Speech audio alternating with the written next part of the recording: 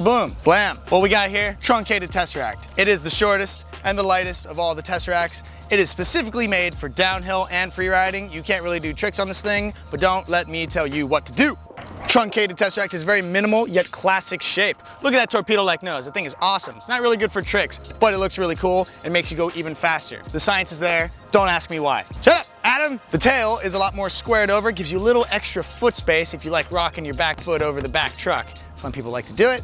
I'm not one of them, but if you are, then cool for you, dude, cool. With the lack of kicktails, it reduces the swing weight of the board, so that way it's very responsive when going in drifts, and you can get really close to the person in front of you or have your friend be like right up in your butt, and he won't tip you over or pick up your board and throw you off the road. If you know the Tesseracts, then you probably already know and love their curvatures. Well, the Truncated Tesseract is no different. It's got that signature rocker. Ooh, look at that. It's kind of like a cradle, sort of. Large wheel well flares to give you additional wheel clearance, as well as something to push against or have your foot touch against without having to look at your board, and so you can keep your eyes on the road and not hitting cars or cows. It's also got some W concave flowing right through the middle. That, coupled with the wheel well flares, gives you an epic pocket, like super deep, awesome locking abilities, and your foot won't slip anywhere, so you can do slides right away, or just super duper milk them out, you know, milky. That beautiful W concave runs out right before the bolt, so that way you have a very comfortable radial concave area to put your foot when tucking. The flex on the Truncated Tesseract is